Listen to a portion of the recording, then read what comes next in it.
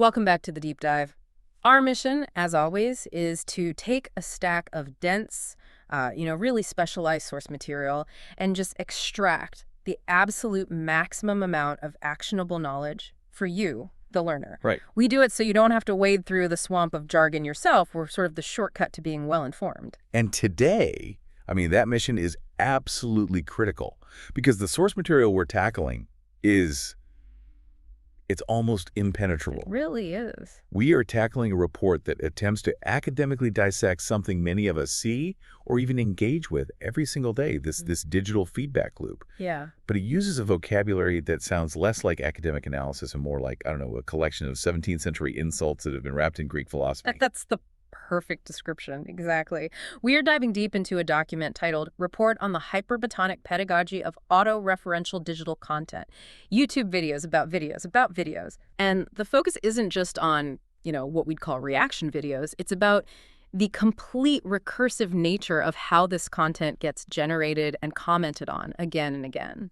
So this deep dive is really all about translation. The report itself is, I have to say, a stunning and incredibly creative piece of academic criticism. It is. And it focuses entirely on this cycle. Content is created, that's video 1. It's commented upon, video 2. And then the commentary itself is commented upon, which is video 3. Yay. And the author's whole premise is that this loop, this cycle, fundamentally corrupts the entire intellectual environment it operates in. So we're going to break down this incredibly dense vocabulary that's used to categorize the content creators, their rhetorical strategies, and the ultimate, often nugatory, A great word. of no value impact of this entire cycle. We are talking about concepts like the tricyclicality and the apparotorturous phenomenon of the YouTube videography club. Okay, so let's unpack this. Well, the high-level context here is just so crucial to get your head around first.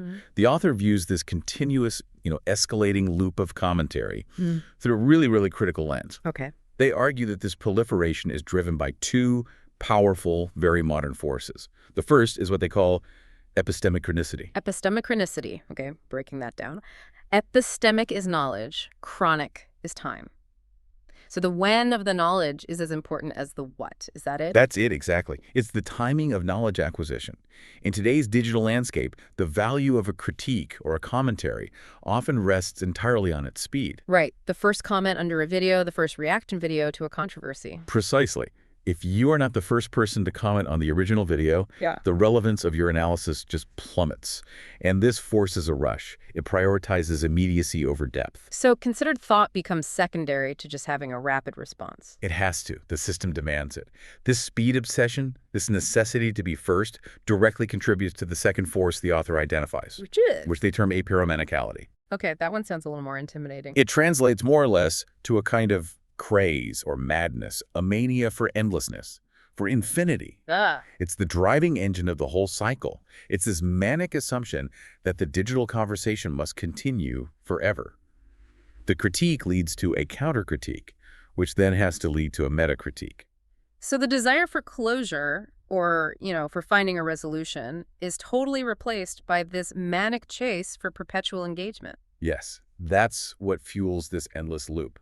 That really sets the expectation, doesn't it? The report immediately frames this entire exercise, these 3 distinct layers of video content, as being inherently flawed by the very forces that create it. Exactly. The rush to be timely and the compulsion for infinity. We are looking at a system that is optimized for endless response, not for final clarity. And that framework is precisely why the author had to invent, or in some cases resurrect, such specialized language. They needed terms that could accurately capture the moral and intellectual decay they perceive in the system. So we'll dissect the 3 phases, right? We'll try to understand how the original content starts as something maybe meaningful and then ends up as something very close to nothing. Fantastic. So let's jump straight into section 1, where the author defines this recursive structure and analyzes that initial viewing experience, the ground zero of the whole process. Let's do it. So we begin with the structure itself. The source material, it just immediately hits us with these terms to describe the setup.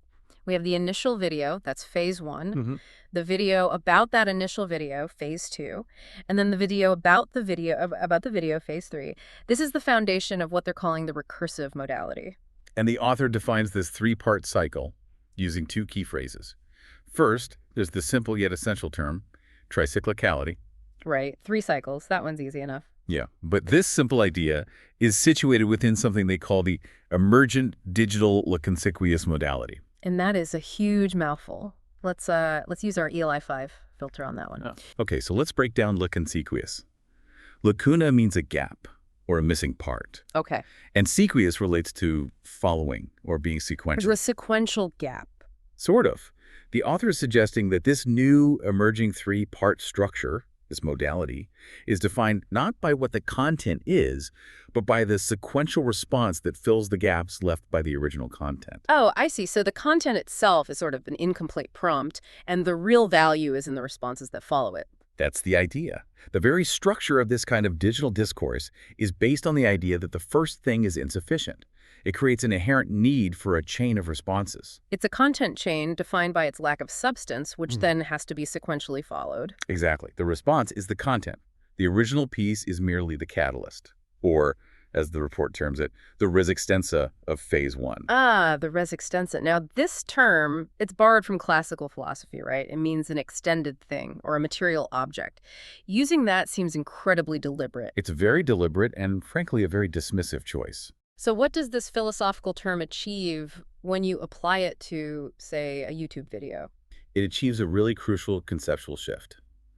By calling the primary video the res extensa, the author immediately strips it of any intrinsic meaning or intellectual depth or even artistic merit. Wow.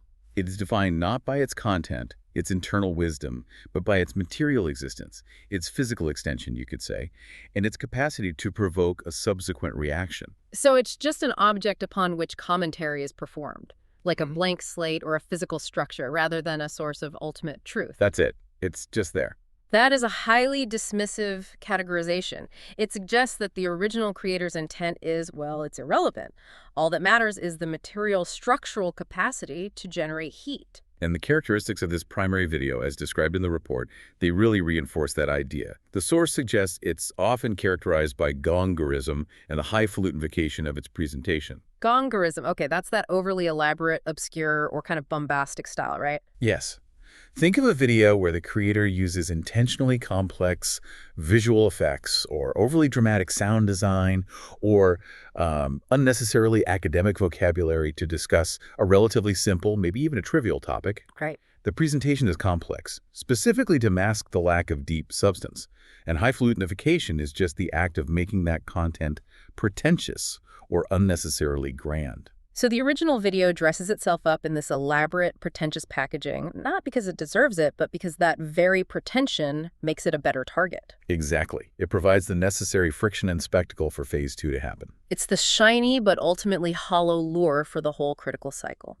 Now let's turn to the poor viewer who stumbles across this res extensa. Their initial experience is defined by a whole new set of psychological terms.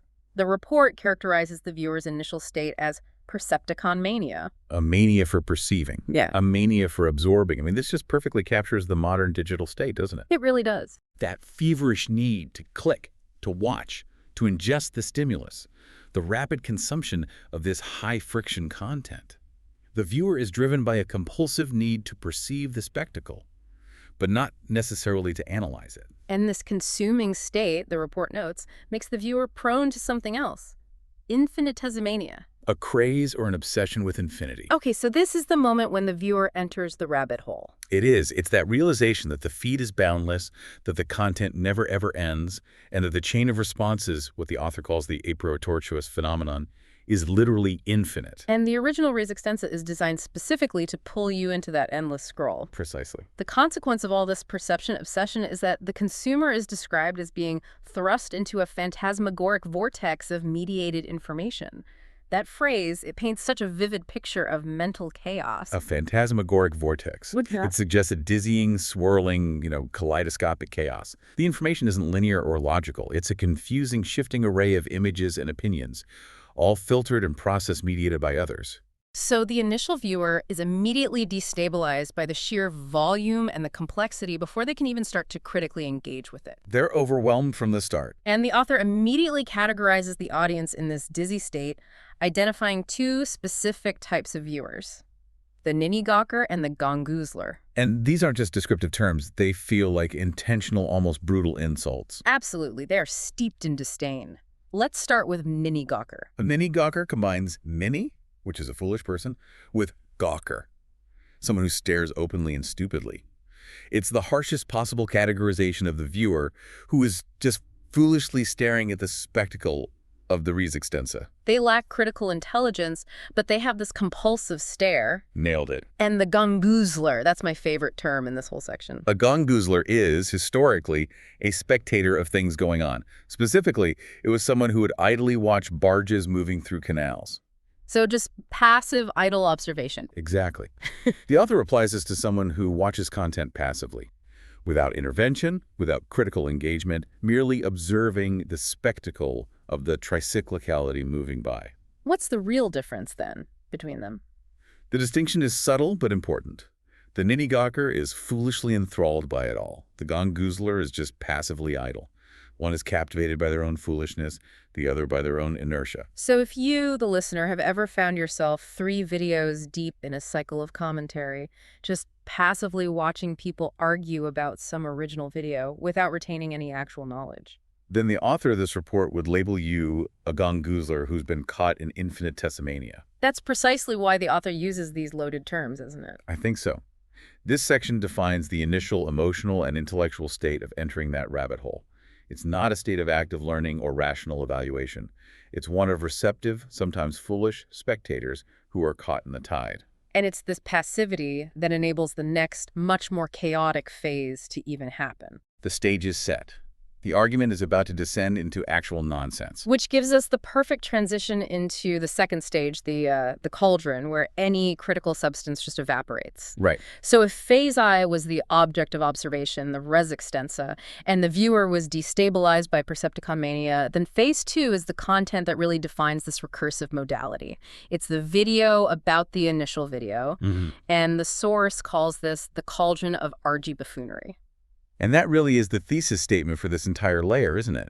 A cauldron implies a boiling, turbulent mixing environment. Right. And argy buffoonery combines argy, from argument, with buffoonery, which is foolish, clownish behavior. So the critical function of phase II, the necessary argument or critique, has degraded into argumentative nonsense and just a clownish spectacle. That's the argument.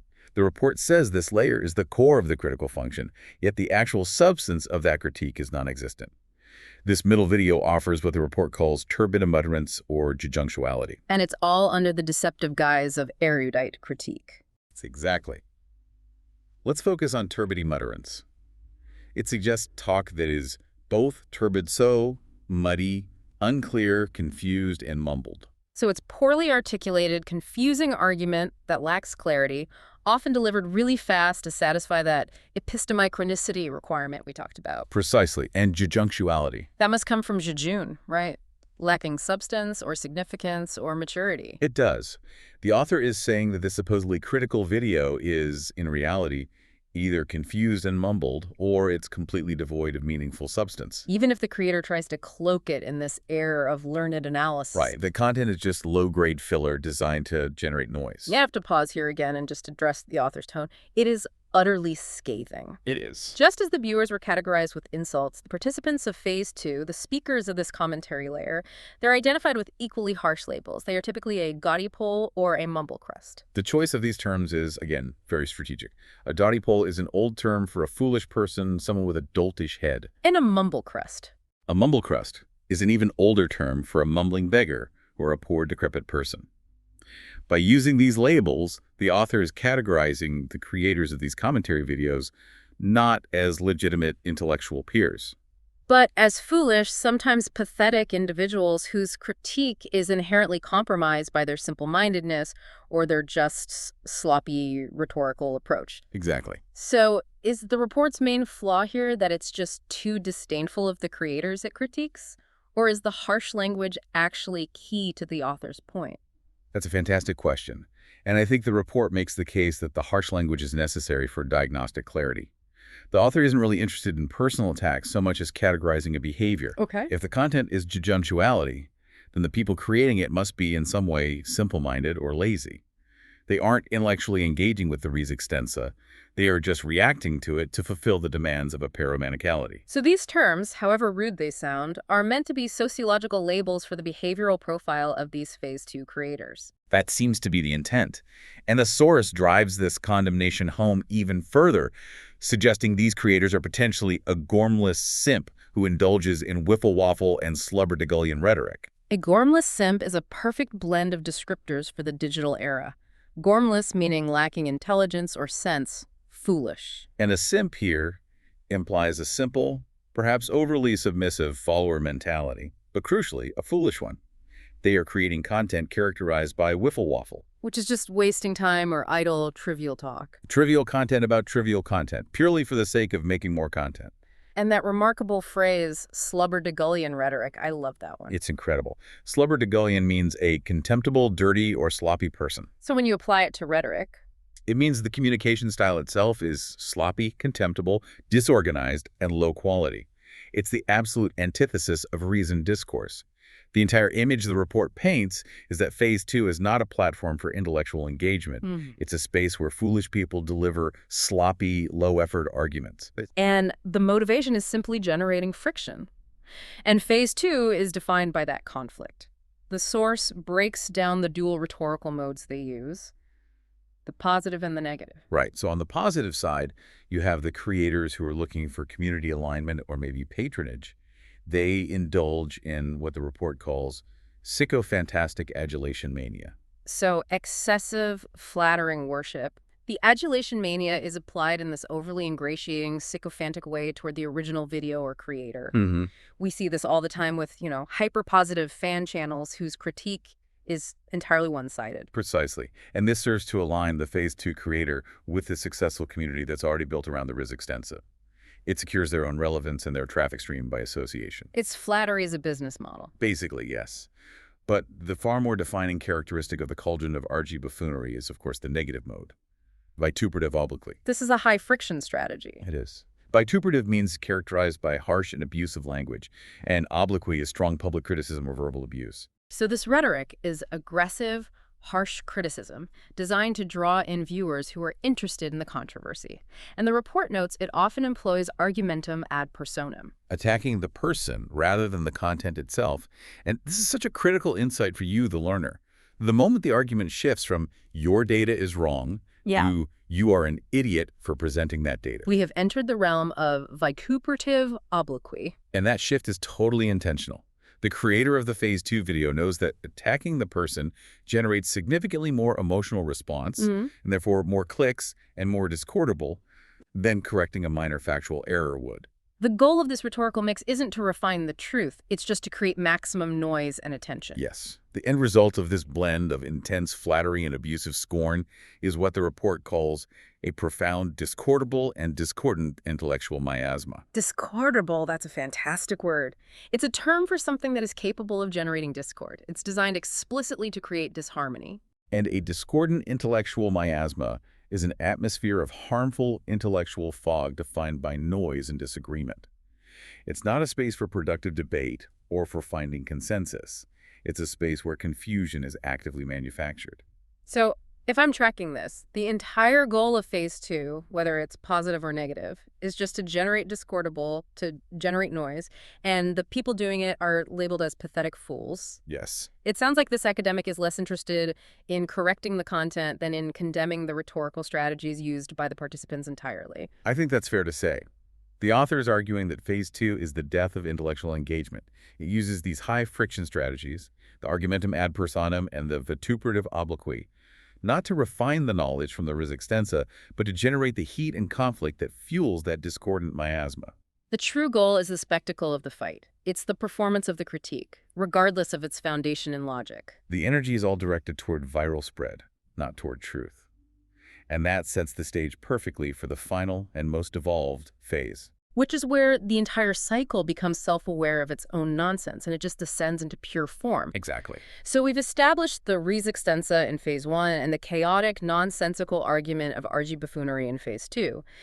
Now we hit Phase 3, the tertiary video, the video about the video about the video. Right. And the report states that this final layer ascends to a state of pure metakitzkology.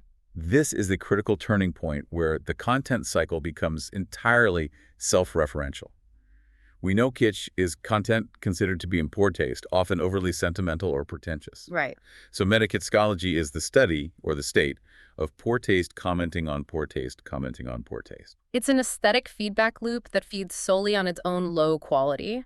It has completely detached from the original subject matter. The pursuit of meaning is totally abandoned here. This is where, as the report says, pseudo-paradoxicalisms are fully embraced, and that leads to muctissimus conclusions. A pseudo-paradoxicalism, Yeah. a false or a fake paradox. Yes. The Phase 3 creator isn't trying to resolve the argument between Video 1 and Video 2.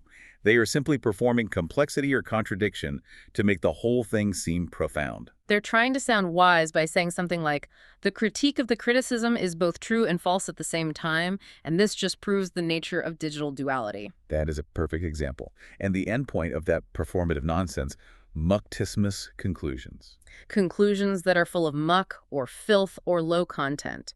The ultimate end of the three-part cycle is a finding that is defined by its inherent low quality. It renders the entire cycle worthless. And we need to look at the practical characteristics of this tertiary content. It's often characterized by what the report calls self-referential tautophrase and cacophonic discalational noise. Tautophrase. That's just saying the same thing over and over again. It is, and making it self-referential means the video is essentially just saying, I am making a video commenting on the discussion that arose when creator B criticized creator A. It's a repetitive, circular, and ultimately meaningless exercise where the form of the content, the fact that it exists as a response, completely replaces the substance of the argument. It's content that only exists to confirm its own existence. And the noise element, the cacophono-discalational noise. Well, cacophony is a harsh, discordant mixture of sounds, and discalational suggests separating or disjointing. So this is noisy, disjointed, discordant noise. It's pure static that's masquerading as content. So in a digital sense, this is the clickbait-laden, highly edited, rapid-fire content that just overwhelms the viewer with distracting elements. A constant stream of nonstop, loud, disjointed information that's designed to prevent any moment of quiet reflection. And if that wasn't enough, the report notes that Phase 3 frequently veers into pure flibberfangle and foofara. Flibberfangle is an older term for frivolity or just nonsense. And fiefara refers to a big fuss or bother, sometimes used to describe excessively showy decoration. So in combination, these terms suggest the content has abandoned any pretense of seriousness.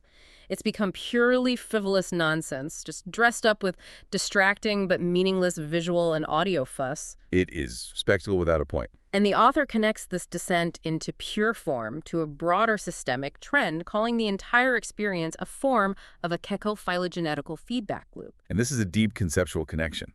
Phylogenesis is the evolutionary development of a species or a group. Okay. By adding cacophony, the harsh noise, the author is suggesting that this feedback loop, this content cycle, is leading to the evolutionary development of noise. Wow. The system is literally evolving to produce more noise, more distraction, and less meaning with each recursive generation. The environment selects for static. So who are the people creating this evolutionary dead end? The tertiary originator is described as a Skabberlacher or a ninny hammer. A Skabberlacher is defined as an idler, someone who spends their time in lazy, unproductive activity. They're generating content purely for attention without putting in any genuine work. And a ninny hammer is simply a fool or a simpleton. Yes. Again, the author is using these derogatory labels to categorize the final stage content creator as lazy, foolish, and just excessive. And the report bundles them all into a veritable coxcombablement of digital excess. A coxcomb is a conceited or foolishly self-important person, often a flashy one. Okay. And babblement is confused, unintelligible talk.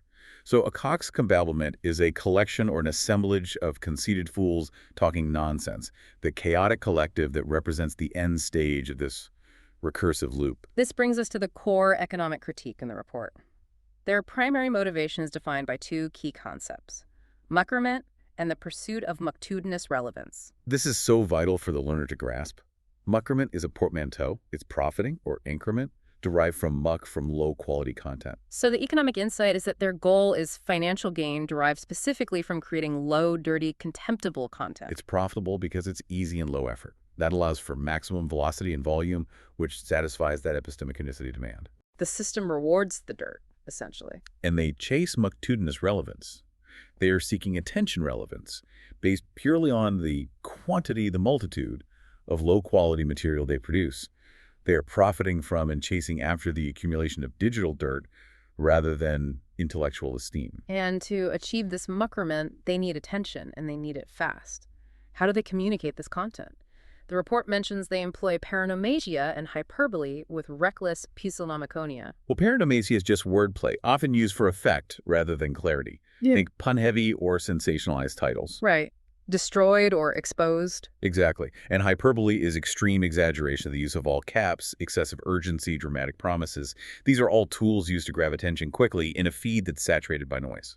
But the context of reckless pusillanimia is what makes it a critique of character, not just style. It is. Pusillanimous means showing a lack of courage or determination, being timid or small-minded. So the author is suggesting that they use this aggressive, exaggerated wordplay, the paronomasia and hyperbole, in a cowardly, small-minded, and reckless fashion. They prioritize attention-seeking over truth or courage. And that further renders the content meaningless by making it intentionally deceptive and small-minded in its scope. The lack of courage is the intellectual cowardice of not engaging with real ideas. And this intense focus on shallow performance and profit generation leads us directly into the cultural assessment. What does this cycle do to our collective intelligence? That's the big question. If we connect this to the bigger picture, the entire recursive structure represents sentinelectionalism gone awry. Sentinelectionalism is another great one. Combine sentinel, a guard or a watcher, with intellectualism. Right. The author posits that the intellectual effort has shifted from creation and analysis to mere monitoring, to watching and rapid reaction, but that intellectualism has gone awry. It has failed its original purpose as generating new ideas. Instead, it's just intellectual energy constantly watching and reacting to existing content, ensuring the cycle continues, but never ever moving forward. And the report is very clear about the result of this process on the original idea. The initial video's essence, its artificentia, is rapidly diluted into effluvium by the subsequent layers of muckality. Artificentia, the essence or true artistry of the original work. Yes, even if that work was initially flawed by, say, gongorism, it had some core intent. And this essence is consumed and diluted into effluvium, which is defined as waste matter, overflow, or sewage. This is the material result of the recursive process, and that waste is caused by muckality, the state or quality of being low-quality, dirty, or muck-filled content. The system consumes original essence and excretes waste content. A bleak but accurate summary of the argument. This cycle also changes the passive viewer's predicament. Their engagement shifts entirely away from ratiocination. Ratiocination, or reasoned logical thinking. The system, because it values speed, the epistemic chronicity, and spectacle, the argy buffoonery, actively discourages rational thought. Instead, the viewing experience is described as a passive mucklapsometry soaking in of digital brine. Let's take a moment on mucklapsometry.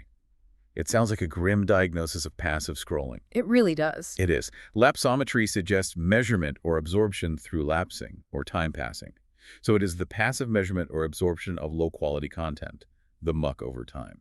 The viewer is simply soaking in this low-quality brine rather than actively processing it. They are just letting the content wash over them without engaging the rational part of their brain. And this process, according to the report, results in two potential and equally negative psychological states for the observer: hebephlagmaticism, or a profound sense of gormless stupefaction. Hebephlagmaticism is a truly devastating term. It is. Hebephrenia relates to disorganized, childish, or silly behavior, and phlegmatic means having an unemotional, sluggish, or apathetic disposition. So childish apathy. Exactly. The author is suggesting that the passive consumption of this repetitive, nonsensical content results in a state of childish apathy, a sluggish, juvenile non-response.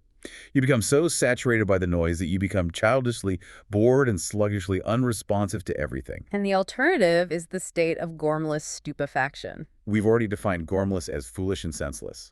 Stupefaction is the state of being astonished or stunned, often to the point of being unable to think clearly. So the alternative result is mental paralysis. The viewer is stunned into a foolish, blank astonishment by the chaos. Whether you become apathetic or stunned, the end result is the same. The content has disabled your capacity for reasoned thought. This raises an important question.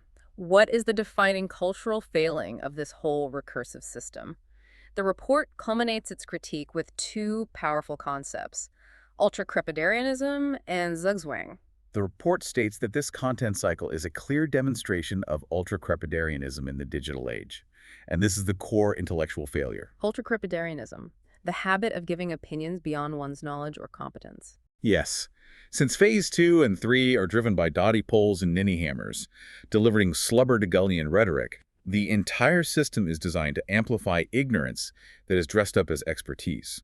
The internet isn't full of people who know too much. It's full of people who speak confidently about what they know nothing about. That's the essence of ultra-crepidarianism. And this phenomenon creates a zugzwang for the consumer of culture. Zugzwang, a term borrowed from chess, right?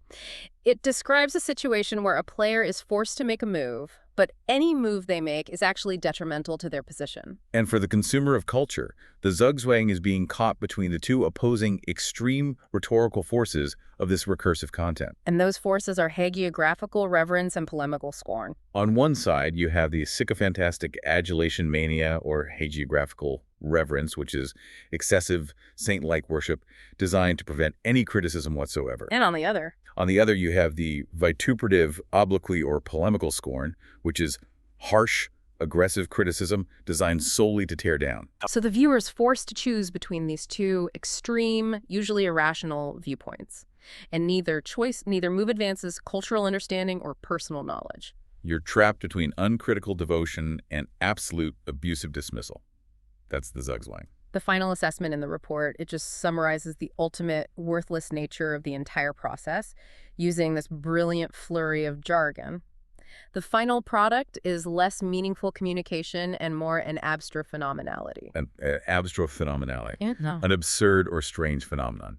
It exists, but its existence defies reason and logic. It is something fundamentally bizarre. And the author judges this phenomenon to be a digitized gallimaufry of flapdoodle and snolligostropus conjecture. We have to unpack that final insult. It's a masterpiece. A gallimaufry is a confused jumble or a mixture. Okay. Flapdoodle is simple nonsense or humbug. Right. And a snolligostropist is an invented term suggesting someone engaged in underhanded, cynical, or low-level conjecture while guessing, combined with a cynical motive. So the entire content cycle is a confused jumble of nonsense and cynical speculation destined for the sepulcher of digital archives. It's designed to die and be buried, proving its worthlessness the moment the trend cycle moves on. And this is truly a subject for kookology, requiring an anomalactimetry of cultural critique. Kookology, the study of strange or irrational ideas. It suggests the ideas being discussed in Phase 3 are inherently irrational. And anomalactimetry suggests the measurement of anomalies. So the author is saying this phenomenon is so strange and abnormal that traditional methods of critique don't apply. We need a way to measure the abnormality, the deviance of the content cycle itself. Yes. The overall tenor descends into logomachycaudalism, characterized by humbug glorification and a paradoodle. Logomachycaudalism, that's a mouthful. Logomachy is an argument about words or a contention about terminology, and caudalism implies indulgent or babying behavior. So logomachycaudalism is arguing about words in an indulgent, childish way. It's babying the argument instead of resolving it. And this behavior is reinforced by humbug glorification, the glorification of deceptive or false statements, and the ultimate result of all that effort. A paradoodle. Endless, infinite nonsense. The entire report ultimately focuses on the ultimate lack of gravitas, of seriousness or importance in this whole recursive endeavor. It's a comprehensive and extremely harsh condemnation of the modern digital feedback loop. And it's all built on the premise that the cycle is rotten from the moment the initial video is only viewed as an object for reaction. And the utility of this deep dive, for you, the learner, is that we now have a set of terms to precisely categorize these common, frustrating digital behaviors. You can move beyond simply saying, that's a bad reaction video. Right. And instead identify it as turbid mutterance from a dotty pole operating under the compulsion of epistemic chronicity. We've completed our deep dive into this astonishing document and its magnificent yet disdainful vocabulary. We started with the Riz extensa, that highly packaged object of the first video, often consumed by the gongoozler caught in Percepticon mania. Then we moved into the cauldron of argy buffoonery Phase 2, where the dotty pole and the mumble crust delivered turbid mutterance and slubber-de-gullion rhetoric, creating a discordant intellectual miasma defined by ultra-crepidarianism. And finally, we ascended to that state of metakinschology in phase 3, driven by the Skaberlokscher, who was seeking muckrament through a paradoodle, ultimately diluting the original artificentia into pure effluvium. We now possess the critical vocabulary to precisely describe the frustrating, recursive nature of low-effort digital commentary. And that, I think, gives us a little power over phenomenon that often feels overwhelming. And the report asks us to consider this.